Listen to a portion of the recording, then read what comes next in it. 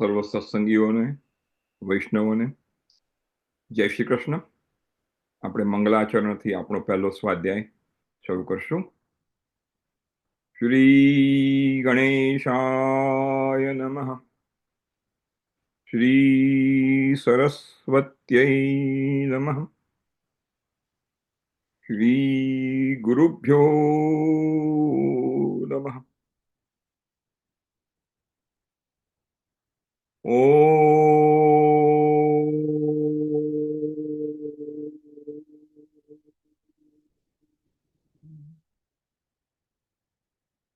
નમો ભગવતે વાસુદેવાય. સચ્ચિદાનંદ રૂપાય વિશ્વોત્પત્યાદિહેતવે તાપત્રય વિનાશાય શ્રીકૃષ્ણાય વયં નમઃ.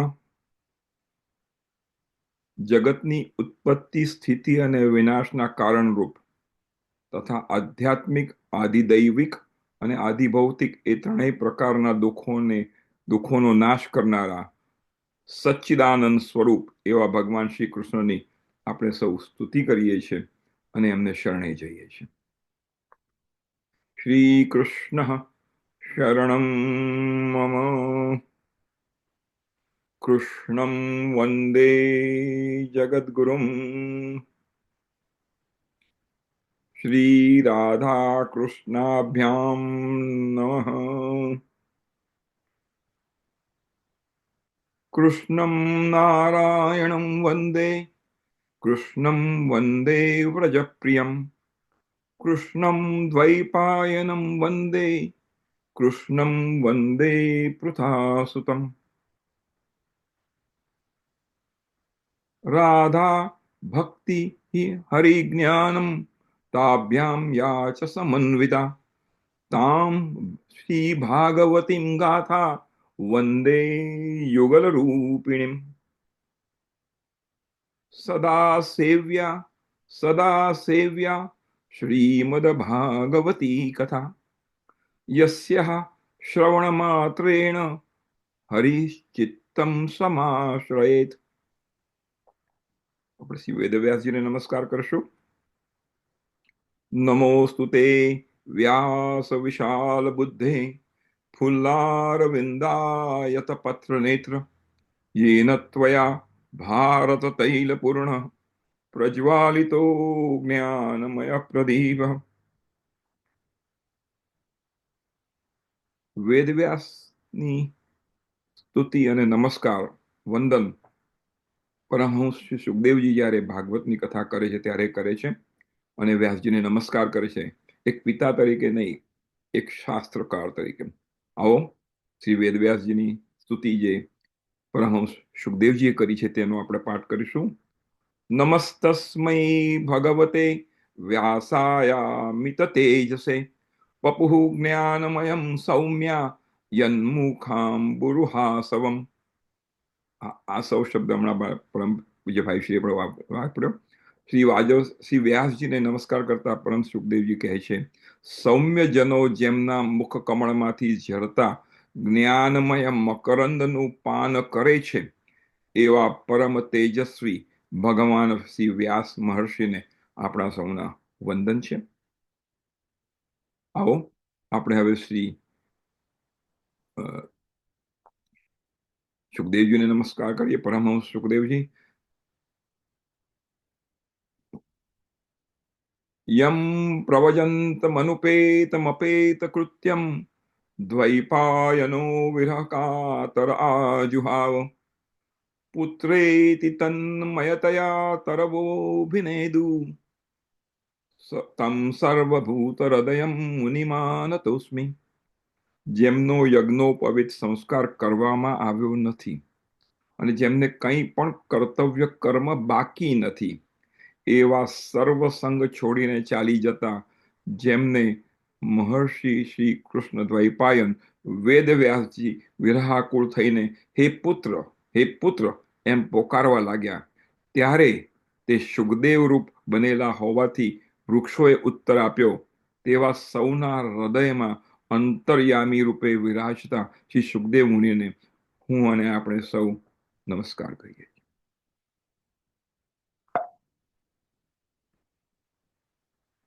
આવો આપણે પરમ શ્રી સુખદેવજીને શ્રી સુતજી જે નૈમિષારણ્યમાં સૌનકાદિને કથા સંભળાવે છે. નૈમિષારણ્યમાં 88,000 ઋષિ મુનિઓ ભેગા થયા છે, ત્યારે શ્રી સુતજી શ્રી સુખદેવજીને જે નમસ્કાર કરે છે તે શ્લોકથી આપણે પરમ પૂજ્ય શ્રી સુખદેવજીને નમસ્કાર કરશું. યમ સ્વાનુભાવમખિલ શ્રુતિસારમેક મધ્યાત્મદીપમતિતિ તીર્ષતામ તમૂંધમ સંસારિણામ કરુણાય પુરાણગુહ્યમ તમ વ્યાસસુનુ મુપયામિ ગુરુમ મુનિનામ. આ શ્રીમદ ભાગવત અત્યંત ગોપનીય અને રહસ્યાત્મક પુરાણ છે. ભગવાનના સ્વરૂપનો અનુભવ કરાવનાર અને સમસ્ત વેદોનો સાર છે. સંસારમાં ફસાયેલા જે લોકો આ ઘોર અજ્ઞાનરૂપી અંધકારની પેલે પાર જવા ઈચ્છે છે, તેમના માટે આધ્યાત્મિક તત્વોને પ્રકાશિત કરાવનારો આ એક અદ્વિતીય દીપક છે.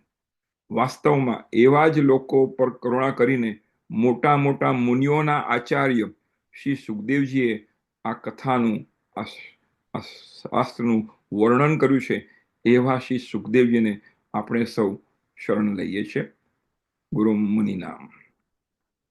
આવો પરમ પૂજ્ય શ્રી સદગુરુદેવ શ્રી ડોંગરેજી મહારાજને આપણે નમસ્કાર કરશું. આપ પણ સૌ પોતપોતાના સદગુરુદેવને નમસ્કાર કરશો. શ્રી સદગુરુદેવ કી જય. ગુરુર બ્રહ્મા ગુરુર વિષ્ણુ ગુરુર્દેવો મહેશ્વર ગુરુ સાક્ષાત પરબ્રહ્મ તસ્મૈ શ્રી ગુરવે નમઃ.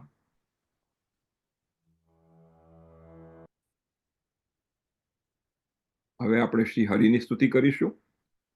યોऽन्तઃ પ્રવિશ્ય મમ વાચમિમાં પ્રસુપ્તાં સંજીવયત્યખિલ શક્તિધરઃ સ્વધામ્ના અન્यांश्च હસ્તચરણ શ્રવણત્વગાદીન પ્રાણાન નમો ભગવતે પુરુષાય તુભ્યમ. ધ્રુવજી કહે છે, સમગ્ર શક્તિ ધારણ કરનાર જેમણે અંદર એવા ભગવાને અંદર પ્રવેશીને મારી આ સૂતેલી વાણીને તથા હસ્ત, ચરણ, શ્રવણ, ત્વચા વગેરે અન્ય ઇન્દ્રિયોને પોતાની ચૈતન્ય શક્તિથી ચેતનવંતી કરી છે, તેવા અંતર્યામી આપને નમસ્કાર હો. અને આપણે પણ ધૂળજીની માફક ભગવાન શ્રી હરિને નમસ્કાર કરીએ છીએ. આપણે ગોવિંદ દામોદર સ્તોત્ર ગાઈશું. મને ખબર છે આપ ગાશો તે મને નહીં સંભળાય, પણ આપ ખૂબ પ્રેમથી ગોવિંદ દામોદર સ્તોત્ર ગાશો. પરમ પૂજ્ય શ્રી ડોંગરેજી મહારાજ એમની કથાના પ્રારંભમાં ગોવિંદ દામોદર સ્તોત્રનું પઠણ કરતા, તો આપણે પણ એ જ પદ્ધતિથી કરશું. करारविन्देन पदारविन्दं मुखारविन्दे विनिवेशयन्तं वटस्य पत्रस्य पुटेशयानं बालं मुकुन्दं मनसा स्मरामि. श्रीकृष्ण गोविन्द हरे मुरारे हे नाथ नारायण वासुदेव. जिह्वे पिबस्वा मृतमेतदेव गोविन्द दामोदर माधवेति.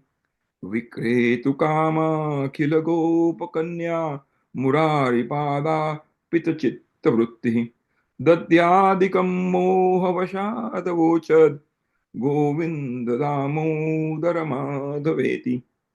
गृहे गृहे गोपवधू कदम्बा सर्वे मिलित्वा समवाप्य योगम् पुण्यानि नामानि पठन्ति नित्यं गोविन्द दामोदर माधवेति. सुखं शयाना निलये निजेपि नामानि विष्णुः प्रवदन्ति मर्त्यः. ते निश्चितं तन्मयतां व्रजन्ति गोविन्द दामोदर माधवेति. जिह्वे सदैवं भज सुन्दराणि नामानि कृष्णस्य मनोहराणि. समस्त भक्तार्ति विनाशनानि गोविंद दामोदर माधवेति। सुखावसाने इदमेव सारं दुःखावसाने इदमेव ज्ञेयम् देहावसाने इदमेव जाप्यं गोविंद दामोदर माधवेति। श्रीकृष्ण राधा वरगोकुलेश गोपाल गोवर्धननाथ विष्णु जिह्वे पिबस्वा मृतमेतदेव गोविंद दामोदर माधवेति। त्वामेव याचे मम देहि जिह्वे समागते दण्डधरे कृतान्ते वक्तव्यमेवं मधुरं सुभक्त्या गोविंद दामोदर माधवेति। मन्दारमूले वदनाभिरामं बिम्बाधरे पूरितनादं गोपी गोपी जनमध्य संस्थं गोविंद दामोदर माधवेति। सिया राममय सब जग जानी करहु प्रणाम जोरी जुग पाणी। આપ સૌને વંદન અને જય શ્રી કૃષ્ણ. આપણે નારદીય પદ્ધતિથી આ શ્રીમદ ભાગવતનો સ્વાધ્યાય કરશું અને નારદીય પદ્ધતિમાં સ્વાધ્યાય કરતા પહેલા કીર્તનનો મહિમા છે, તો આપણે કીર્તન કરશું. પરમ પૂજ્ય શ્રી સદગુરુદેવ ડુંગરજી મહારાજના અમૃતમય વાણીમાં શ્રીમદ નારાયણ નારાયણનું કીર્તન, અને પછી આપણે આપણો સ્વાધ્યાય આગળ કરશું. શ્રીમન્નારાયણ નારાયણ નારાયણ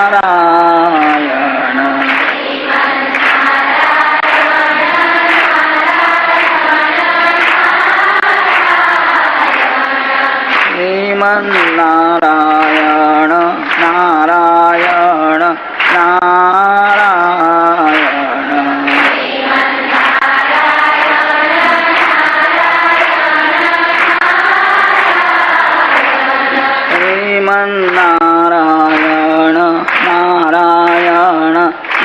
નારાયણ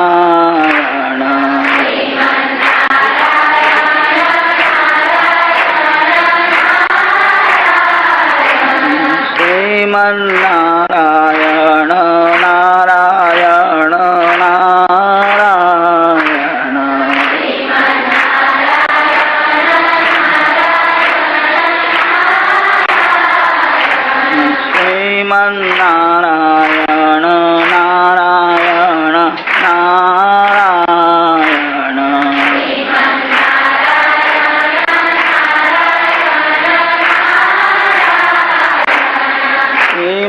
શ્રીમન્નારાયણ નારાયણ નારાયણ.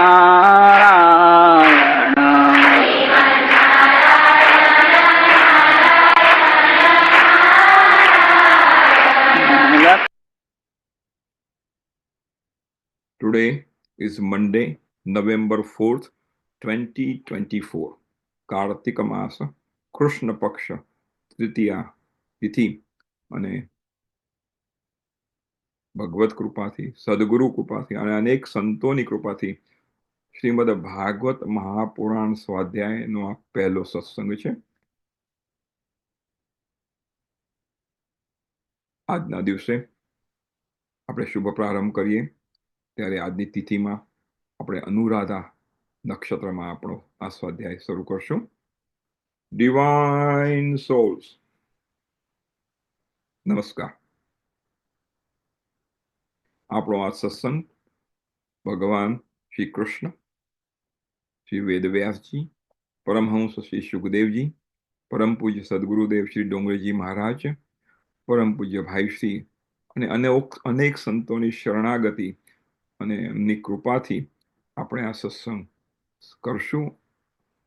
કારણ કે આપણામાં એટલી શક્તિ નથી, એટલી સમજણ નથી, એટલી મતિ નથી, એટલું જ્ઞાન નથી કે આવા ગહન ગૂઢ રહસ્યમય સમાધિવાળા ભાષાવાળા ભાગવત મહાપુરાણને આપણે સ્વાધ્યાય એકલા કરી શકીએ. પણ આપણે એકલા નથી. આપણી સાથે આ બધા સંતો સાક્ષાત રીતે અહીંયા પધારેલા છે. એવી મારી પર્સનલ ભાવના છે અને આપણી સૌની પણ ભાવના છે કે આ બધા જ આપણી સાથે છે અને એમની નિશ્રામાં બેસીને આપણે આ સ્વાધ્યાય કરશું. શ્રીમદ ભાગવત મહાપુરાણ પરમ પૂજ્ય મહર્ષિ વેદવ્યાસ રચિત. આવો એના મહાત્મા વિશે આપણે આજથી સત્સંગ શરૂ કરીએ છીએ.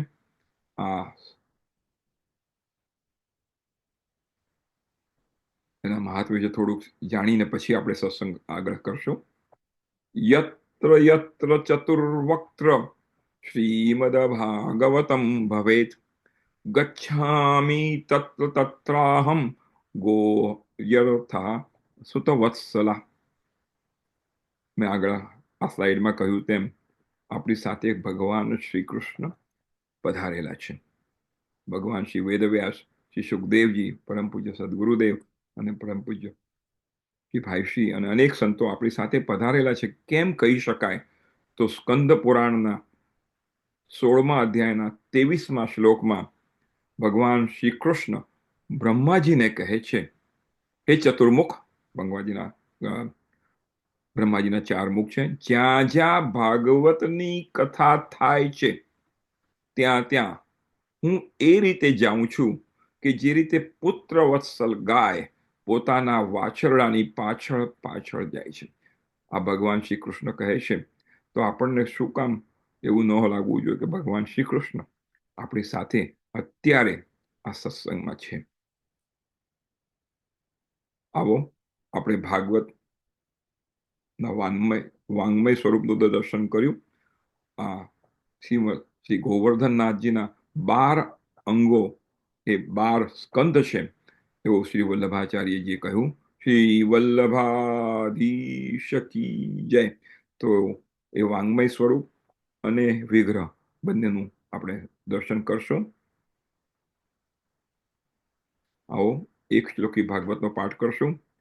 આદૌ દેવકી દેવ ગર્ભજનનમ ગોપી ગૃહે વર્ધનમ માયાપૂતન જીવિતાપહરણમ ગોવર્ધનોદ્ધારણમ કંસ છેદનમ કૌરવાદિહનનમ કુંતી સુતાપાલનમ એતદ ભાગવતમ પુરાણ કથિતમ શ્રી કૃષ્ણ લીલામૃતમ. અને આપણે હવે ચતુશ્લોકી ભાગવતનો પાઠ કરીશું. આ ચતુશ્લોકી ભાગવત ભગવાન નારાયણે બ્રહ્માજીને આપ્યું. બ્રહ્માજીએ નારદજીને, નારદજીએ વેદવ્યાસજીને, વેદવ્યાસજીએ સુખદેવજીને આપ્યું. સુખદેવજીએ પરીક્ષિત અને અનેક ઋષિઓ જ્યાં સુત પુરાણી અને બીજા ઋષિઓ બેઠા ત્યાં, અને સંતોએ સુતજીએ પછી શૌનકાદિજીને આપ્યું. અને અનેક સંતો દ્વારા એ વાણી આપણી પાસે પહોંચી છે. એ ભાગવતનું સ્વરૂપ આપણી પાસે પહોંચ્યું છે. તો આવો એ ચતુશ્લોકી ભાગવતનો આપણે પાઠ કરીશું. અહમેવાસમેવાગ્રે નાન્યદિયત્સત્પરમ પશ્ચાદહમ યદેતચ્ચ યો વશિષ્યેત સોસ્મ્યહમ ઋતેર્થમ યત પ્રતીયેત ન પ્રતીયેત ચાત્મનિ તદ્વિદ્યાદાત્મનો માયામ યથા ભાસો યથા તમઃ યથા મહાંતિ ભૂતાની ભૂતેષુ ચાવચેશ્વરમ પ્રવિષ્ટાન્ય પ્રવિષ્ટાની તથા તેષુ ન તેષ્વહમ એતાવદેવ જિજ્ઞાસમ તત્વ જિજ્ઞાસુ આત્મન અન્વય વ્યતિરેકાભ્યામ યત સ્યાત્ સર્વત્ર સર્વદા. આજે પહેલો દિવસ છે સ્વાધ્યાયનો, એટલે આને આપણો અર્થ પણ જોઈશું. આના પછીના સ્વાધ્યાયમાં આપણે ફક્ત એનો પાઠ જ કરીશું. આવો પહેલા શ્લોકનો અનુવાદ સાંભળીએ. સૃષ્ટિની પહેલા હું જ હતો. તે વખતે સત અસત અને તેનું કારણ પ્રકૃતિ વગેરે કાંઈ ન હતું. સૃષ્ટિની ઉત્પત્તિ પછી હું જ છું, અને સૃષ્ટિનો અંત થતા જે કંઈ બાકી રહે છે તે પણ હું જ છું. જે વસ્તુરૂપે ન હોય છતાં દેખાય તેને માયા કહે છે, અથવા વાસ્તવિક ન હોવા છતાંય દેખાય છે તે માયા આત્મામાં દેખાતી નથી. જેમ સૂર્ય ન હોય તો અંધારું થાય છે અને સૂર્યમાં અંધારું દેખાતું નથી.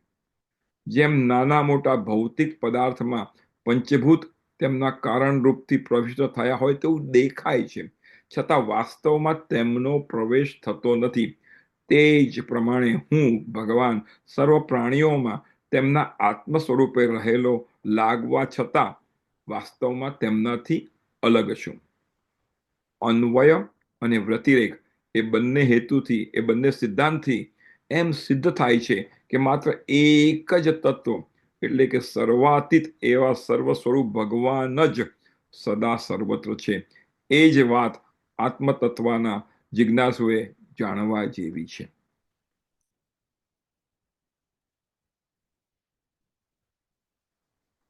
આવો આપણે મથુરાની જેલમાં બ્રહ્માદિક દેવોએ ભગવાન શ્રી કૃષ્ણની ગર્ભસ્તુતિ કરી એ શ્લોકનું પઠન કરશું.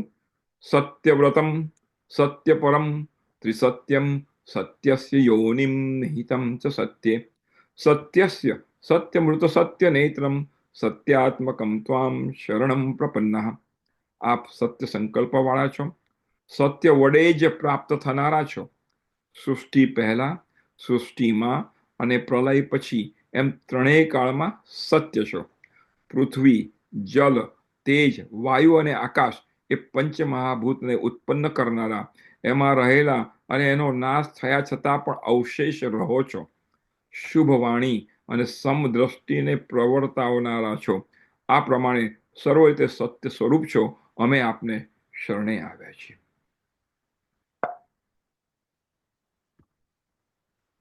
શ્રીમદ ભાગવત મહાપુરાણ એ ભક્તિ પ્રધાન ગ્રંથ છે અને આપણને સંદેશો આપે છે, આપણને આજ્ઞા આપે છે, આપણે માર્ગદર્શન આપે છે કે આપણી ભક્તિ નિષ્કામ, નિરપેક્ષ, અહૈતુકી, અવ્યભિચારિણી, નિરંતર અને અનન્ય હોવી જોઈએ. ઈશ્વરની ભક્તિ ફક્ત અને ફક્ત ઈશ્વર અને ઈશ્વર પ્રાપ્તિ માટે જ હોવી જોઈએ. ઓમ શાંતિ શાંતિ શાંતિ. તો આપણો આ પહેલો પાઠ અહીંયા પૂરો થાય છે, સ્તુતિ અથવા પ્રસ્તાવના. હવે આપણે આપણો સ્વાધ્યાય શરૂ કરશું. આજનો આ પહેલો સ્વાધ્યાય. આવો આપણે આગળ વધીએ.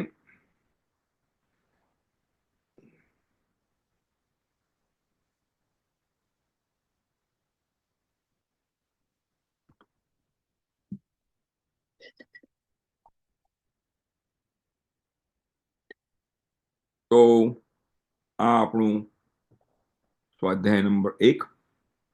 તો શ્રીમદ ભાગવત મહાત્મ્ય સ્કંદ પુરાણના વિષ્ણુ ખંડમાં માર્ગશીર્ષ મહાત્મ્યમાં અધ્યાય નંબર 16 આવે છે. અને આ મહાત્મ્ય સ્વયં શ્રી ભગવાન કૃષ્ણ પોતાના શ્રીમુખેથી બ્રહ્માજીને કહે છે. તો આપણે આજે સ્કંદ પુરાણનો એક અધ્યાય પરિપૂર્ણ કરશું અને પદ્મ પુરાણનો પહેલો અધ્યાય ત્યાંથી શરૂઆત કરી અને આજનો સ્વાધ્યાય આપણે પરિપૂર્ણ કરશું. હવે આપણે આગળ વધીએ. આવો આપણે દરેક શ્લોકનું પઠન કરીશું અને એ શ્લોકોનું અનુવાદ, એનો ભાવ શું છે તે પણ એનું ચિંતન કરીશું. આવો સૌથી પ્રથમ શ્લોક સ્કંદ પુરાણનો ભગવાનના મુખેથી બ્રહ્માજીને કહેવાયેલો છે તે. શ્રીમદ ભાગવતમ નામ પુરાણમ લોક વિશ્રુતમ શૃણયા શ્રદ્ધયા યુક્તો મમ સંતોષ કારણમ.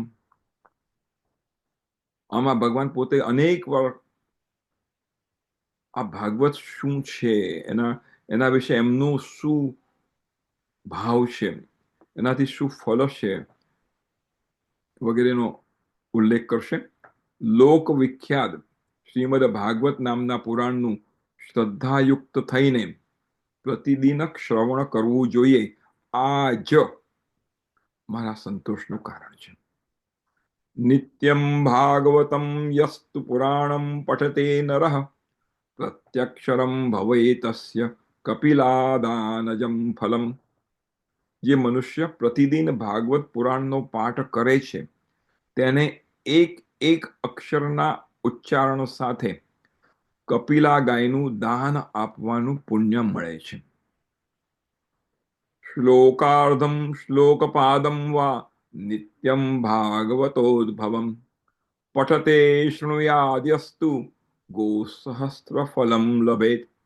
જે મનુષ્ય પ્રતિદિન ભાગવતના અડધા શ્લોકનો અથવા તો એક ચતુર્થાંશ શ્લોકનો પાઠ કરે છે અને અથવા તો તેનું શ્રવણ કરે છે, તેને 1000 ગાયોના દાનનું ફળ મળે છે, એવું ભગવાન શ્રી કૃષ્ણ કહે છે. યહ પઠેત પ્રયતો નિત્યમ શ્લોકમ ભાગવતમ સુત અષ્ટાદશ પુરાણાનામ ફલમાપ્નોતિ માનવ. હે પુત્ર, કારણ કે બ્રહ્માજી શ્રી હરિના પુત્ર છે એટલે એમને પુત્ર તરીકે સંબોધે છે, જે પ્રતિદિન પવિત્ર ચિત્ત થઈને ભાગવતના એક શ્લોકનો પાઠ કરે છે. ઉપર અડધો શ્લોક અથવા ચતુર્થાંશ શ્લોક, આવા એક આખા શ્લોકની વાત કરે છે. જે પવિત્ર ચિત્ત થઈને ભાગવતના એક શ્લોકનો પાઠ કરે છે તે મનુષ્ય 18 પુરાણોના પાઠનું ફળ મેળવી લે છે.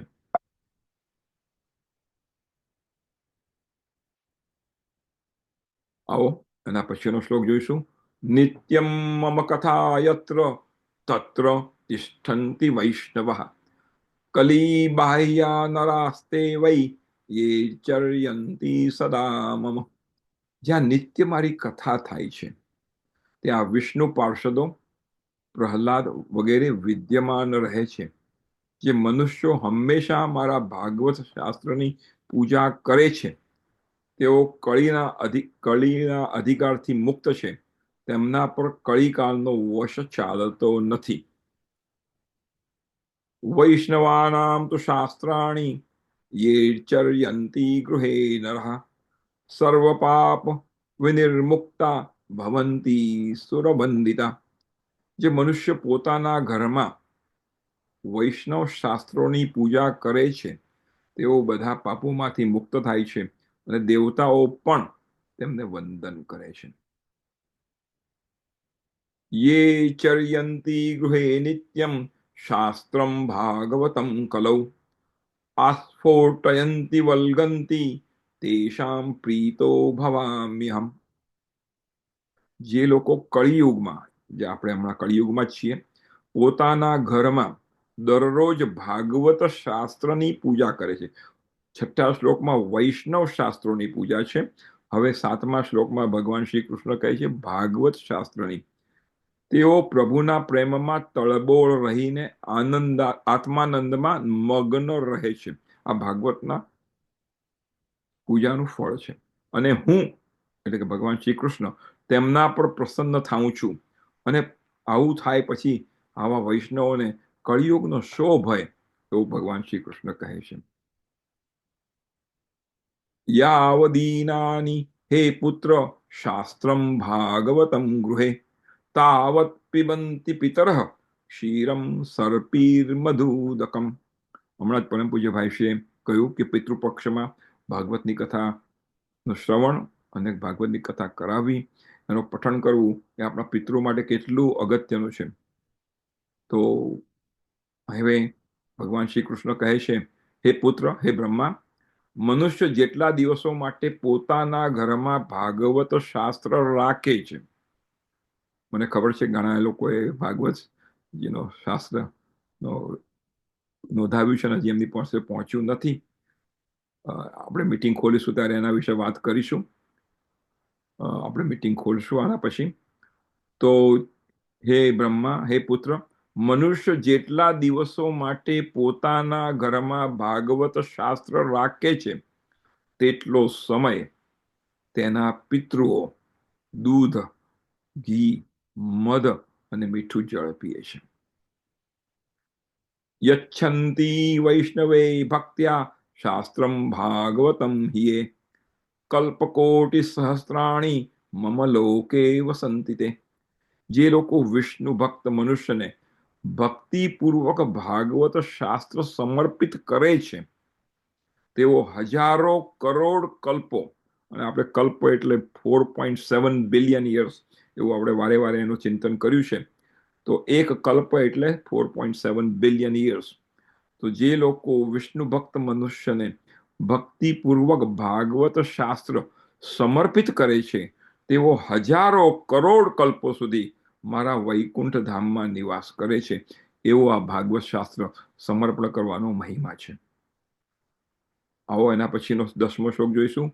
યે ચર્યંતિ સદા ગેહે શાસ્ત્રમ ભાગવતમ નરઃ પ્रणीतास्तैश्च વિબુધા યાવદા ભૂત સંપ્લવમ. જે લોકો હંમેશા પોતાના ઘરમાં ભાગવત શાસ્ત્રની પૂજા કરે છે તેઓ જાણે કે એક કલ્પના સમય માટે તમામ દેવતાઓને તૃપ્ત કરી દે છે. એટલું બધું આ ભાગવત શાસ્ત્ર અગત્યનું છે. શ્લોકાર્ધમ શ્લોકપાદમ વા વરમ ભાગવતમ ગૃહે શતશોથ સહસ્રૈચ કિમન્યે શાસ્ત્ર સંગ્રહે. જો પોતાના ઘરમાં ભાગવત શાસ્ત્રનો અડધો શ્લોક અથવા 1/4 શ્લોક પણ હોય છે તો એ ઘણી ઉત્તમ વાત છે. એનું પઠન, એનું મનન થવું જોઈએ. એ સિવાયના સેંકડો હજાર પ્રકારના અન્ય ગ્રંથોથી અથવા તો એના સંગ્રહથી શો લાભ? એનો અર્થ કે ભાગવત શાસ્ત્ર એટલું બધું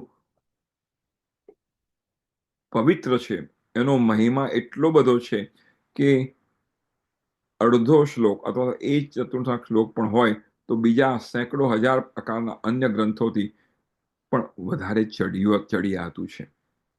ન યસ્ય તિષ્ઠતે શાસ્ત્રમ ગૃહે ભાગવતમ કલૌ ન તસ્ય પુનરાવૃત્તિર્યામ્ય પાશાત કદાચન. હવે ભાગવત શાસ્ત્ર આપણા ઘરમાં ન હોય અથવા તો ભાગવત શાસ્ત્રની આપણે પૂજન ન કરતા હોઈએ, એનું અધ્યયન ન કરતા હોઈએ તો એનું શું ફળ છે? જે મનુષ્યના ઘરમાં કળિયુગમાં ભાગવત શાસ્ત્ર મોજૂદ હોતું નથી તેને યમરાજના પાશમાંથી ક્યારેય છુટકારો મળતો નથી, એવું ભગવાન શ્રી કૃષ્ણ કહે છે. અને પછી આગલો શ્લોક પણ ખૂબ જ અદ્ભુત. કથમ સ વૈષ્ણવો જ્ઞેય શાસ્ત્રમ ભાગવતમ કલૌ ગૃહેન તિષ્ઠતિ યસ્ય ચોપચાદધિકો હિસ. જેના ઘરમાં આ કળિયુગમાં ભાગવત શાસ્ત્ર મોજૂદ હોતું નથી તેને વૈષ્ણવ કેમ જાણવો? આ સંદર્ભ આપણે ગયા સોમવારે શ્રીમદ ભાગવત મહાપુરાણનું મહાત્મ્ય સત્સંગ કર્યો ત્યારે પણ લાવ્યા હતા કે આપણે પોતાની જો સનાતન હિન્દુ ધર્મના વૈષ્ણવ માનતા હોઈએ તો આપણા ઘરમાં શ્રીમદ ભાગવત, શ્રીમદ ભગવદ્ ગીતા, મહાભારત અને રામાયણ જેવા શાસ્ત્રો હોવા જોઈએ. તેનું અધ્યયન થવું જોઈએ. તો જેના ઘરમાં આ કળિયુગમાં ભાગવત શાસ્ત્ર મોજૂદ હોતું નથી તેને વૈષ્ણવ કેમ જાણવો? અને પછી કહે છે ભગવાન કૃષ્ણ, તે તો ચાંડાલથી પણ વધારે નીચ છે. સર્વે સ્વેનાપી લોકેશ કર્તવ્ય શાસ્ત્ર સંગ્રહ વૈષ્ણવસ્તુ સદા ભક્ત્યા તુષ્ટયર્થમ મમ પુત્રક. હે લોકેશ્વર બ્રહ્મા પુત્ર, મનુષ્ય હંમેશા ભક્તિપૂર્વક મને સંતુષ્ટ કરવા માટે પોતાનું સર્વસ્વ આપી દઈને પણ આ ભગવાન વૈષ્ણવ શાસ્ત્ર ભાગવત સંગ્રહી રાખવું જોઈએ. યત્ર યત્ર ભવેત પુણ્યમ શાસ્ત્રમ ભાગવતમ કલૌ તત્ર તત્ર સદૈવાહમ ભવામી દશૈસહ. એટલા માટે હું કહું છું કે આજે પણ આપણી સાથે ભગવાન પોતે હાજર છે આપણા સ્વાધ્યાયમાં. કળિયુગમાં જ્યાં જ્યાં પવિત્ર ભાગવત શાસ્ત્ર મોજૂદ હોય છે ત્યાં ત્યાં હું દેવતાઓ સહિત સદૈવ હાજર રહું છું. આ ભગવાન શ્રી કૃષ્ણ પોતે કહે છે કે કળિયુગમાં જ્યાં જ્યાં પવિત્ર ભાગવત શાસ્ત્ર મોજૂદ હોય છે, વાંચવાનું અને કથા કરવાનું અને પૂજન કરવાનું, ફક્ત ભાગવત શાસ્ત્રની હાજરી આપણા ઘરમાં હોય ત્યાં ત્યાં હું દેવતાઓ સહિત સદૈવ હાજર હોઉં છું. તત્ર સર્વાણી તીર્થાની નદી નદ સમરાસી ચ યજ્ઞઃ સપ્તપુરી નિત્યમ પુણ્ય સર્વે શિલોચયા. એટલું જ નહીં, ત્યાં નદી અને સરોવર રૂપે બધા જ પ્રસિદ્ધ તીર્થો વાસ કરે છે. એનો કે આપણા ઘરમાં આ બધા તીર્થો આવે છે. આપણે તીર્થયાત્રા કરવા જવું પણ ન પડે. ત્યાં સમસ્ત યજ્ઞો, 7 પુરીઓ તથા તમામ પવિત્ર પર્વતો નિત્ય નિવાસ કરે છે. શ્રોતવ્યમમ શાસ્ત્રમ હિ યશો ધર્મ જયાર્થિના પાપક્ષયાર્થમ પ્રાપક્ષયાર્થમ લોકેશ મોક્ષાર્થમ ધર્મ બુદ્ધિના. હે લોકેશ, હે બ્રહ્મા, ધર્માત્મા મનુષ્ય યશ, ધર્મ અને વિજય માટે તથા પાપના ક્ષય માટે અને મોક્ષની પ્રાપ્તિ માટે મારા ભાગવત શાસ્ત્રનું સદૈવ શ્રવણ કરવું જોઈએ, એવું ભગવાન શ્રી કૃષ્ણ કહે છે.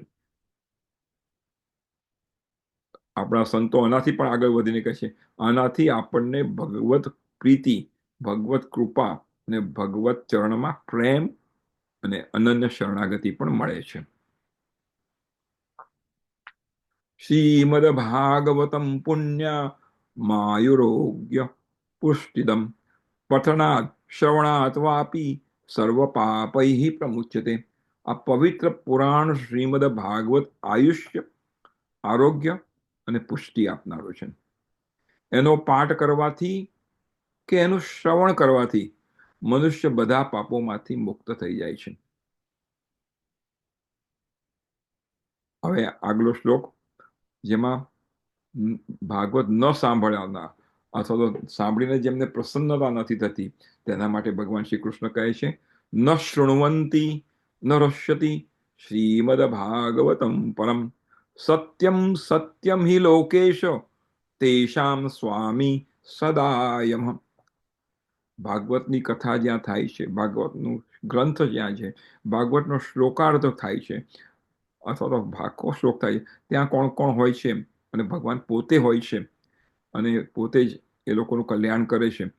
પણ હે લોકેશ, હે બ્રહ્મા, જે લોકો આ પરમ ઉત્તમ ભાગવત સાંભળતા નથી અને નહીં સાંભળીને પ્રસન્ન જ રહે છે, તેમના સ્વામી કોણ છે?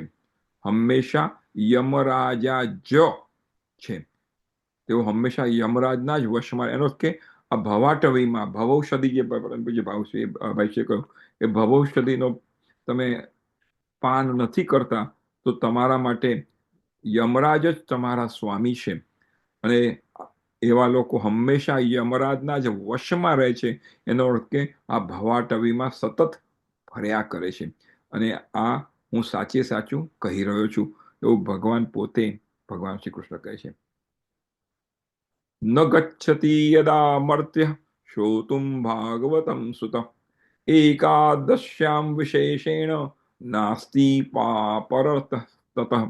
હે પુત્ર, હે બ્રહ્મા, જે મનુષ્ય હંમેશા ખાસ કરીને એકાદશીએ ભાગવત સાંભળવા જતો નથી તેનાથી અધિક પાપી અન્ય કોઈ નથી. શ્લોકમ ભાગવતમ ચાપી શ્લોકાર્ધમ પાદમેવ વા લિખિતમ તિષ્ઠતે યસ્ય ગૃહે તસ્ય વસામ્યહમ. જેના ઘરમાં ભાગવતનો એક શ્લોક, અડધો શ્લોક અથવા શ્લોકનું એક ચરણ પણ લખેલું હોય છે તેના ઘરમાં હું નિવાસ કરું છું. તો જેના ઘરમાં તે નથી ત્યાં કોણ છે? અને જેના ઘરમાં આ છે ત્યાં ભગવાન પોતે નિવાસ કરે છે. સર્વાશ્રમાભિગમનમ સર્વતીર્થાવગાહનમ ન તથા પાવનમ નૃણામ શ્રીમદ ભાગવતમ યથા. મનુષ્ય માટે સમસ્ત પવિત્ર આશ્રમોની યાત્રા અથવા સમસ્ત તીર્થોના સ્થાન પણ એટલા પવિત્ર કરનારા નથી કે જેટલું શ્રીમદ ભાગવત મહાપુરાણ છે. આપણે આ શ્લોક સ્તુતિમાં જોઈ ગયા, 23મો, અને દરરોજ જોઈશું જ. યત્ર યત્ર ચતુર્વક્ત્ર શ્રીમદ ભાગવતમ ભવેત ગચ્છામિ તત્ર તત્રાહમ ગૌર્યર્થા સુત વત્સલા. હે ચતુર્મુખ, હે બ્રહ્માજી, જ્યાં જ્યાં ભાગવતની કથા થાય છે, જેવી કે હમણાં આપણે કરી રહ્યા છીએ, ત્યાં ત્યાં હું એ રીતે જાઉં છું કે જે રીતે પુત્ર વત્સલ ગાય પોતાના વાછરડાની પાછળ પાછળ ખેંચાતી દોડતી આવે છે અને જાય છે. મત્કથાવાચકમ નિત્યમ મત્કથા શ્રવણે રતમ મત્કથા પ્રીત મનસમ નાહમ ત્યક્ષામિ તમ નરમ. ભગવાન શ્રી કૃષ્ણ અહીંયા અનેક વચનો આપે છે, જેવું ગીતામાં કહે છે યોગક્ષેમ વહામ્યમ અહમ તામ સર્વ પાપેભ્યો મોક્ષયાસ્મિ. તો અનેક રીતે ભગવાન કૃષ્ણ આપણે પર આ વચનો આપીને ભાગવત મહાપુરાણનો મહિમા ગાય છે. જે મારી કથા કહે છે, જે હંમેશા મારી કથા સાંભળવામાં રત રહે છે, તથા જે મારી કથાથી મનોમન પ્રસન્ન થાય છે, તે મનુષ્યનો ત્યાગ હું ક્યારેય કરતો નથી. શ્રીમદ ભાગવતમ પુણ્યમ દ્રષ્ટવા નોતિષ્ઠતે હિય સંવત્સરમ તસ્ય પુણ્યમ વિલયમ યાતિ પુત્રકમ. હે પુત્ર, હે બ્રહ્માજી, જે મનુષ્ય પરમ પુણ્યમય શ્રીમદ ભાગવત શાસ્ત્રને જોઈને પોતાના આસન પરથી ઊભો થઈ જતો નથી, તેનું 1 વર્ષનું પુણ્ય નાશ પામે છે. એટલે આપણે જ્યારે ભાગવતની કથા સાંભળવા જઈએ ત્યારે પ્રથમ શ્રીમદ ભાગવતને નમસ્કાર કરીને એના બને અને શક્ય હોય તો પ્રદક્ષિણા કરવી અને પછી આપણું સ્થાન ગ્રહણ કરવું એવો આદેશ છે. શ્રીમદ ભાગવતમ દ્રષ્ટવા પ્રત્યુત્થાનાભિવાદનૈઃ સમ્માનયેત તમ દ્રષ્ટવા ભવેત પ્રીતિર્માતુલા. જે શ્રીમદ ભાગવત પુરાણને જોઈને ઊભો થઈ જાય છે, તેને પ્રણામ કરે છે, એ રીતે તેનું સન્માન કરે છે. કારણ કે શ્રીમદ ભાગવત એ ભગવાનનું વાંગમય સ્વરૂપ છે. તે મનુષ્યને જોઈને મને અનુપમ પ્રીતિ અને આનંદ થાય છે.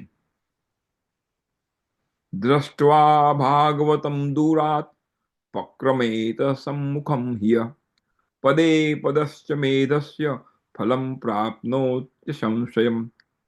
જે મનુષ્ય દૂરથી જ ભાગવતને જોઈને તેની સમ્મુખ જાય છે અને એક એક પગલામાં એની પાસે જવા માટે જ્યારે પ્રયત્ન કરે, એક એક પગલામાં અશ્વમેઘ યજ્ઞનું પુણ્ય એને મળે છે, મેળવે છે, એમાં લગીરે સંદેહ નથી, એવું શ્રી ભગવાન કહે છે.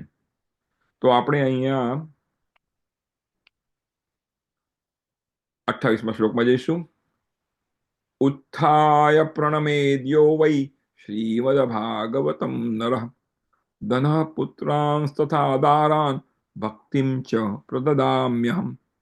જે મનુષ્ય ઊભો થઈને શ્રીમદ ભાગવતને પ્રણામ કરે છે, તેને હું ધન, પત્ની, પુત્ર અને મારી પોતાની ભક્તિનું પ્રદાન કરું છું. મહારાજોપચારૈસ્તુ શ્રીમદ ભાગવતમ સુત શૃણવંતી યે નરા ભક્ત્યા તેષામ વશ્યો ભવામ્યહમ. ભગવાન વારંવાર કહે છે કે મને કોણ ગમે છે, હું કોને વશ છું, અને ભક્તિ જે કેવી છે કે ભગવાનને આપણી વશ કરી શકીએ. તો આવો ભગવાન કેવી રીતના વશ થાય છે. હે બ્રહ્માજી, હે પુત્ર, જે લોકો મોટા આયોજન પૂર્વક અને શ્રદ્ધા ભક્તિપૂર્વક શ્રીમદ ભાગવતની કથા સાંભળે છે, હું તેમને વશ થઈ જઉં છું. અને પછી આગળ બીજા દ્રષ્ટાંત આપીને ભગવાન કહે છે મમોત્સવેષુ સર્વેષુ શ્રીમદ ભાગવતમ પરમ શૃણુમંતી નરા ભક્ત્યા મમ પ્રીત્યૈ ચ સુવ્રત વસ્ત્રાલંકરણૈ પુષ્પૈ ધૂપદીપોપહારકૈ વશીકૃતો વ્યવંતૈશ્ચ શસ્ત્રિયા સત્પતિર્યથા. ખૂબ જ સુંદર ભગવાન આ બંને શ્લોકમાં અદ્ભુત રીતે પોતાનો ઉપસંહાર કરીને આ અધ્યાય પૂરો કરશે. હે સુવ્રત, જે લોકો મારા પર્વો સાથે સંબંધ ધરાવતા બધા જ ઉત્સવો ટાણે મારી પ્રસન્નતા માટે, ભગવાનની પ્રસન્નતા માટે જ બધું કરવાનું હોય, જેમાં ભગવાન રાજી તેમાં હું રાજી, ભગવાનનું સુખ એ જ મારું સુખ, ભગવાનની ઈચ્છા એ જ મારી ઈચ્છા, ભગવાનનો આનંદ એ જ મારો આનંદ, ભગવાનનો રાજીપો એ જ મારો રાજીપો. તો મારી પ્રસન્નતા માટે વસ્ત્ર, આભૂષણ, પુષ્પ, ધૂપ, દીપ વગેરે ઉપહારો અર્પણ કરીને પરમ ઉત્તમ શ્રીમદ ભાગવત પુરાણનું ભક્તિપૂર્વક, અંડરલાઈન, ભક્તિપૂર્વક શ્રવણ કરે છે તેઓ મને એવી રીતે પોતાના વશમાં કરી લે છે જે રીતે પતિવતા સ્ત્રી પોતાના સાધુ સ્વભાવવાળા પતિને વશમાં કરી લે છે. તો અહીંયા આગળ આપણે આ સ્કંદ પુરાણનો 16મો અધ્યાય પરિપૂર્ણ થાય છે. આ શ્રીમદ ભાગવતના ગ્રંથમાં જ આપેલો છે. હવે આપણે આપણો સત્સંગ આગળ વધારીશું અને પદ્મ પુરાણનો 1લો અધ્યાય આપણે લઈશું. આવો, અને આ 3 શ્લોક લઈ પછી આપણે પૂર્ણાહુતિ તરફ જઈશું અને આપણે આજની મીટિંગ ખોલીશું પણ, અને શ્રીમદ ભાગવત મહાપુરાણ આપણને સૌને કેવી રીતના ઉપલબ્ધ થાય તેનું પણ આપણે ચિંતન કરીશું. ઓમ નમો ભગવતે વાસુદેવાય. શ્રીમદ ભાગવત મહાત્મ્ય. કૃષ્ણમ નારાયણમ વંદે, કૃષ્ણમ વંદે વ્રજપ્રિયમ, કૃષ્ણમ દૈપાયનમ વંદે, કૃષ્ણમ વંદે પૃથાસુતમ. આ 1લો અધ્યાય છે પદ્મ પુરાણનો. પરમ પૂજ્ય શ્રી ભાઈશે કહ્યું પ્રમાણે શ્રીમદ ભાગવતના 12 સ્કંદ છે. શ્રી વેદવ્યાસજીની આજ્ઞા છે કે ભાગવત મહાપુરાણનો સ્વાધ્યાય અથવા તો કથા કરતા પહેલા આ 6 પદ્મ પુરાણના જે અધ્યાય છે તેનું મહાત્મ્ય એ આપણે વાંચવું જોઈએ અથવા તો કથા કરવી જોઈએ એવો એમનો આદેશ છે. અને આ 1લો અધ્યાય જે પદ્મ પુરાણનો છે એનું ટાઇટલ છે દેવર્ષિ નારદનો ભક્તિ સાથે ભેટો. આવો, એ 1લા અધ્યાયના 3 શ્લોક એનો આપણે સ્વાધ્યાય કરીશું અને પછી આપણા સ્વાધ્યાયને વિરામ આપીશું. આ 1લો શ્લોક પદ્મ પુરાણનો 1લો અધ્યાય 1લો શ્લોક. સચ્ચિદાનંદ રૂપાય વિશ્વોત્પત્યાદિ હેતવે તાપત્રય વિનાશાય શ્રી કૃષ્ણાય વયમ નમઃ.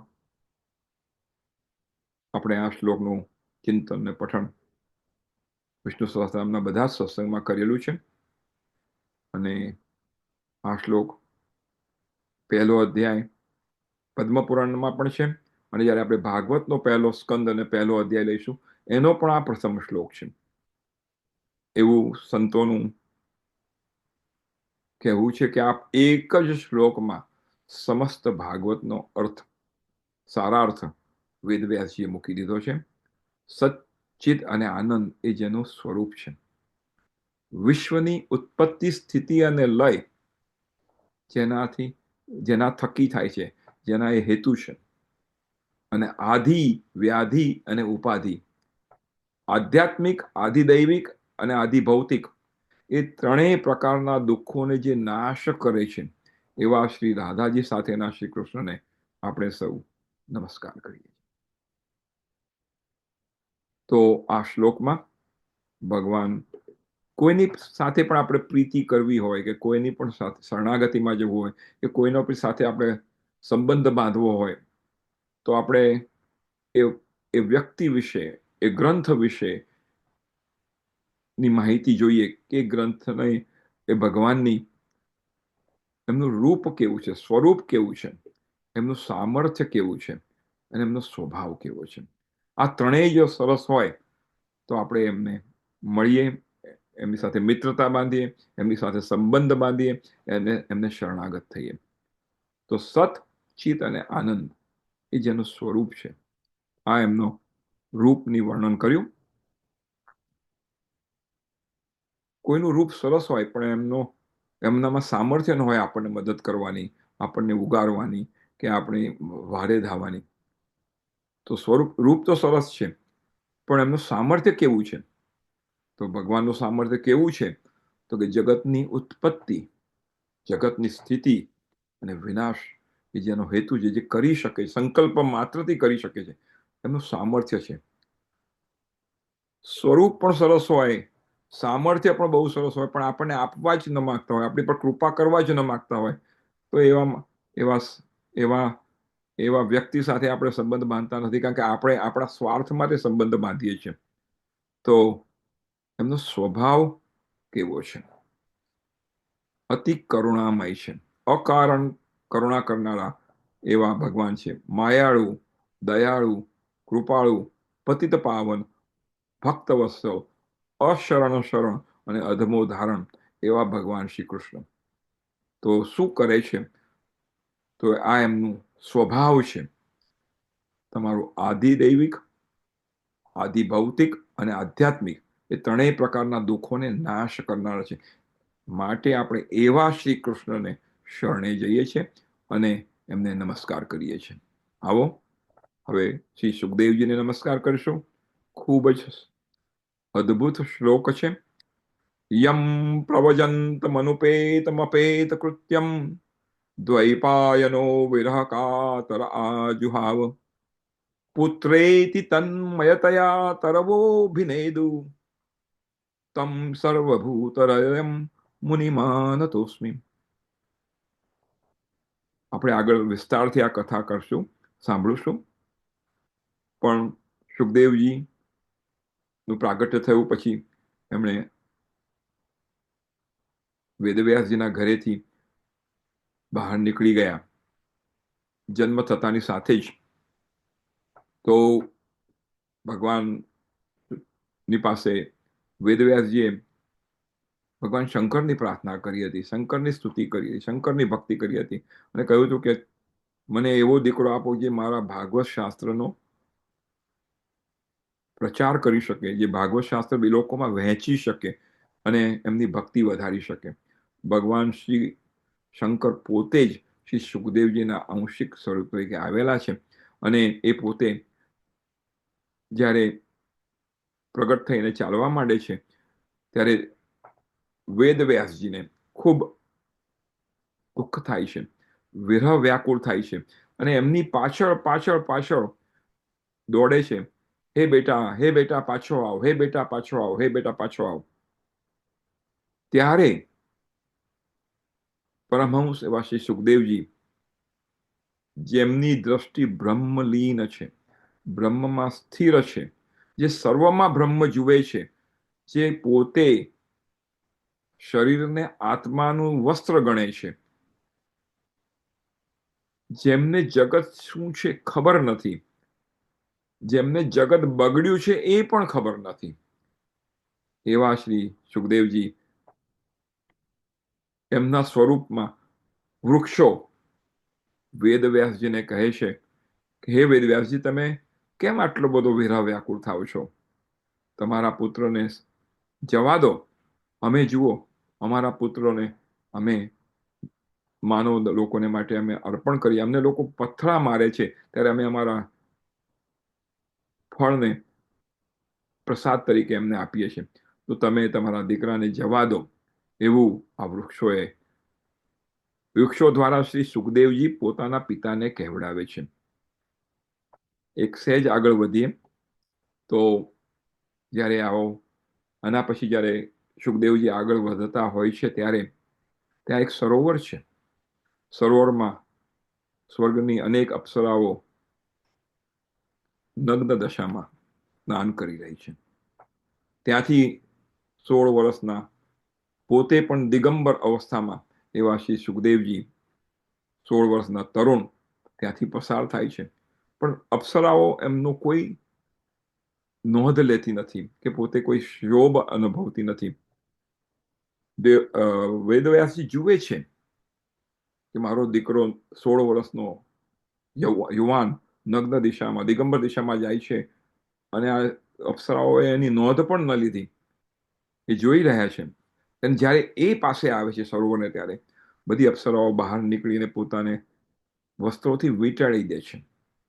ત્યારે આવા વયોવૃદ્ધ વેદવ્યાસજી અપ્સરાઓને પૂછે છે કે મારા પહેલા હમણાં જ મારો 16 વર્ષનો જુવાન જો દિગંબર દશામાં ગયેલો છોકરો, એની તમે કોઈ ક્ષોભ ન થયો, એમને તમને કોઈ શરમ ના આવી, અને હું તો તમારા પિતા જેવો કે તમારા દાદા જેવો એવો ઋષિ છું, અને તમને મારી શરમ, અને તમે વસ્ત્રો વીંટાળ્યા. ત્યારે જે અપ્સરાઓનો જવાબ છે એ પરમહંસ સુખદેવજીનું વખાણ કરતા કહે છે, જેમની ભક્તિ, જ્ઞાન અને વૈરાગ્ય પરિપૂર્ણ છે, જેમને સર્વત્ર બ્રહ્મ જ દેખાય છે, જેમને કોઈના શરીર દેખાતા નથી, એવા પરમહંસ સુખદેવજી જ્યારે ગયા ત્યારે અમને એવું લાગ્યું ને કે અમને જુએ છે. એ સર્વત્ર બ્રહ્મને જ જુએ છે. ત્યારે તમારું હજી પણ શરીરનું દેહાભિમાન, દેહાધ્યાસ છે, માટે અમારે તમારી શરમ, તમારી લાજ કાઢવી પડે. એવા આ પરમહંસ સુખદેવજીને આપણે સૌ નમસ્કાર કરીએ છીએ. હવે ત્રીજો શ્લોક, અને પછી આપણે પૂર્ણાહુતિ તરફ જઈશું. નૈમિષે સુતમાસીનમ વિવાદ્ય મહામતિમ કથામૃત રસાસ્વાદ કુશલ શૌનકો બ્રવીત. ખૂબ જ સુંદર શ્લોક છે. એક સમયની વાત છે કે ભગવત કથામૃતનું રસાસ્વાદન કરવામાં કુશળ એવા સૌનકાદી ઋષિઓએ નૈમિષારણ્ય ક્ષેત્રમાં વિરાજમાન એવા મહામતી સૂત ગોસ્વામી અથવા સૂતજીને નમસ્કાર કરીને પૂછ્યું. શું પૂછ્યું એ તો આપણે આવતા સ્વાધ્યાયમાં જોઈશું, પણ આ શ્લોકનું થોડુંક ચિંતન કરીએ. પરમ પૂજ્ય ભાઈશ્રીએ પણ આ સનકાદિક ઋષિઓનો ઉલ્લેખ હમણાં સત્સંગમાં કર્યો. ખૂબ જ અદ્ભુત. એમણે કહ્યું કે આ સૌનકાદી ઋષિઓ માટે આ ભાગવત ગ્રંથ એની કથા એ રસાયણ જેવી છે, એ અમૃત જેવી છે, અને દિવ્ય નશો આપનારું આસવ છે. આ શૌનકાદી ઋષિઓ બ્રહ્માજીના 4 પુત્રો છે, અને એઓ શ્રીમદ ભાગવત કથા સતત કરતા રહે છે અને કથા સાંભળતા રહે છે. જ્યારે કોઈ પણ શ્રોતા ન હોય ત્યારે 4માંનો એક સૌનકાદિક ઋષિ કથા કરે છે, અને બાકીના 3 સાંભળે છે. જ્યારે એ પરિપૂર્ણ થાય ત્યારે બીજા ઋષિ, વન ઓફ ધ 4 વુડ સ્ટાર્ટ કથા, અને બાકીના 3 સાંભળશે. એવા ભગવત કથામૃતનું રસાસ્વાદન હંમેશા સતત કરવામાં કુશળ એવા આ સૌનકાદી ઋષિઓ નૈમિષારણ્ય વનમાં ક્ષેત્રમાં વિરાજમાન મહામતી એવા સૂતજીને નમસ્કાર કરે છે અને પૂછે છે. કેટલી નમ્રતા હશે કે સૂતજીને નમસ્કાર કરે છે અને પૂછે છે. નૈમિષારણ્ય વિશે થોડું ચિંતન કરશું. નૈમિષારણ્ય એ ભૂમિકા પણ છે અને ભૂમિ પણ છે. ફરીથી, નૈમિષારણ્ય એ ભૂમિકા પણ છે અને ભૂમિ પણ છે. નૈમિષારણ્ય લખનૌથી લગભગ 80 થી 100 કિલોમીટર દૂર આવેલું છે. અતિ પવિત્ર જગ્યા છે. જ્યારે સૂતજીએ વિચાર કર્યો કે મારે એક સત્ર કરવું છે, દીર્ઘ સત્ર, જેમાં 88,000 ઋષિ મુનિઓ આવવાના હતા, ત્યારે એ સત્ર કઈ જગ્યાએ કરવું, કઈ પવિત્ર જગ્યાએ કરવું, જેથી એનો સદભાવ, એની ભક્તિ વધે, એનું યોગ્ય રીતે પઠન, શ્રવણ અને આધ્યાત્મ થાય. ત્યારે એ જ્યારે બ્રહ્માજીને પૂછવા ગયા ત્યારે બ્રહ્માજીએ કહ્યું કે હું તમને આ મનોમન ચક્ર આપું છું. આ ચક્ર જ્યાં શાંત થાય, આ ચક્ર જ્યાં એના આરાને ખોઈ દે, એના આરા નીકળી જાય ચક્રમાંના, એ જગ્યાએ તમે આ કથા કરજો અથવા કથાનો સ્વાધ્યાય કરજો. અને એ ચક્ર નૈમિષારણ્યમાં આવીને સ્થિર થયું, એના આરા નીકળી ગયા, અને એવું આ ચક્ર તે જે જગ્યાએ સ્થિર થયું એ નૈમિષારણ્ય. નૈમિષ એટલે એક ત્રુટિનો ત્રીજો ભાગ, એટલે અત્યંત જલ્દી. એ ત્રુટિ એટલે બહુ ઓછો સમય. અને અરણ્ય એટલે જ્યાં ઝઘડો નથી, જ્યાં વાદ વિવાદ નથી, જ્યાં શાંતિ છે, એવા આ નૈમિષારણ્યમાં આ કથા આપણે આગળ કરશું, સાંભળીશું. આનો સમાધિ ભાષા, ભાગવતની ભાષા એ સમાધિ ભાષા છે. એટલે એ ભાષામાં પણ આપણે જોઈએ તો આપણું મન જ્યારે ભાગવતની કથાનું પારાયણ કરતું હોય, અથવા તો કથા સાંભળતું હોય, અથવા તો એનું ચિંતન કરતું હોય, ત્યારે એ નૈમિષારણ્ય જેવું ભૂમિકાવાળું હોવું જોઈએ, એવું આ ભાગવતની સમાધિ ભાષા આપણને કહે છે. તો આપણે આજનો સ્વાધ્યાય અહીંયાથી જ આગળ બંધ કરીશું અને પછી આવતા સોમવારે ફરી એનું આગળ પદ્મપુરાણનો પહેલો અધ્યાય લઈશું. ભાગવત મહાપુરાણ આપણને ભગવાનની શરણાગતિનો સરળ ઉપાય કહે છે, અને એ છે આર્દ્રતાપૂર્વક આર્ત સ્વરે આપણે પ્રભુને પોકારી અને કહીએ, તવાસ્મી તવાસ્મી તવાસ્મી તવાસ્મી તવાસ્મી તવાસ્મી તવાસ્મી તવાસ્મી. હું તારો છું, હે ભગવાન, હું તારો છું, હું તારો છું, હું તારો છું, હું તારો છું, હું તારો છું, હું તારો છું, અને હું તારો છું. શ્રીમદ ભાગવત મહાપુરાણના પારાયણના અંતમાં ભાગવતજીમાં જ શ્રી વિષ્ણુ સહસ્રનામનો પારાયણનો આદેશ છે, જે આપણે વિષ્ણુ સહસ્રનામ આપણે ખૂબ સુંદર રીતે સ્વાધ્યાય કર્યો. કહે છે, અંતે તમામ પ્રકારની ત્રુટિઓની પૂર્તિ કરવા માટે વિષ્ણુ સહસ્રનામનો પાઠ કથાવાચક આચાર્ય પાસેથી સાંભળવો જોઈએ. હવે આખું વિષ્ણુ સહસ્રનામ કરીએ તો દર સોમવારે આપણે કરી શકીએ, પણ સમયની મર્યાદા છે. તો ભાગવત મહાત્મ્યમાં કહેવામાં આવ્યું છે, તો આપણે આખું વિષ્ણુ સહસ્રનામ ન કરીએ તો એક શ્લોકી વિષ્ણુ સહસ્રનામનો શ્લોક, એક શ્લોકી વિષ્ણુ સહસ્રનામ કરશું દર સોમવારે. નમોસ્તવંતાય સહસ્રમૂર્તયે સહસ્રપાદાક્ષિ શિરોરુભાવે સહસ્રનામને પુરુષાય શાશ્વતે સહસ્રકોટી યુગધારિણે નમઃ.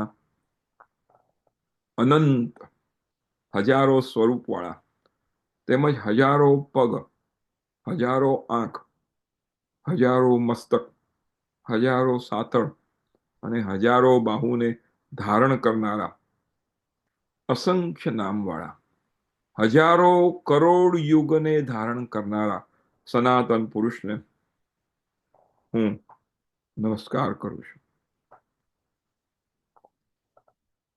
આપણે ભાગવતનું પારાયણ કરીએ છીએ, ભાગવતનો સ્વાધ્યાય કરીએ છીએ. હરિનામ સંકીર્તનથી આપણે શરૂ કરશું અને હરિનામ સંકીર્તનથી પૂર્ણાહુતિ તરફ આગળ વધીએ. હરે રામ રામ રામ હરે હરે, હરે કૃષ્ણ કૃષ્ણ હરે હરે, હરે રામ રામ રામ હરે હરે, હરે કૃષ્ણ કૃષ્ણ હરે હરે, હરે રામ રામ હરે હરે, હરે કૃષ્ણ કૃષ્ણ હરે હરે, હરે રામ રામ રામ હરે હરે, હરે કૃષ્ણ હરે હરે, હરે રામ રામ રામ હરે હરે, હરે કૃષ્ણ હરે હરે, હરે રામ રામ રામ હરે હરે, હરે કૃષ્ણ કૃષ્ણ કૃષ્ણ હરે હરે.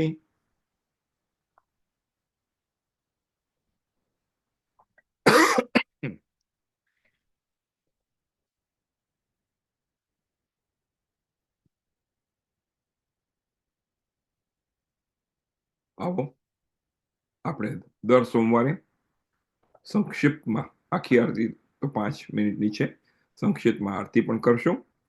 આપ સૌ ભાવપૂર્વક, ભક્તિપૂર્વક શ્રીમદ ભાગવત મહાપુરાણની આરતીમાં જોડાઓ. आरती अति पावन पुराण की, धर्म भक्ति विज्ञान खान की, श्रीमद् भागवत महापुराण की जय.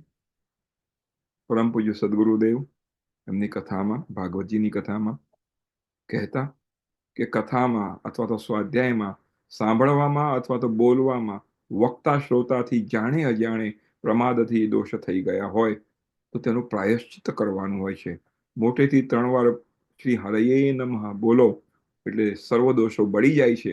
કારણ કે એ તો સર્વ વિદિત છે કે શ્રીમદ ભાગવત મહાપુરાણના 12મા સ્કંદના 12મા અધ્યાયના 46મા શ્લોકમાં વેદવ્યાસજી કહે છે, હરયે નમઃ ઇત્યુચ્ચૈર્મુચ્યતે સર્વપાતકાત. આપણે પણ બંને હાથ ઊંચા કરીને 3 વાર નાદ ઘોષ કરીશું.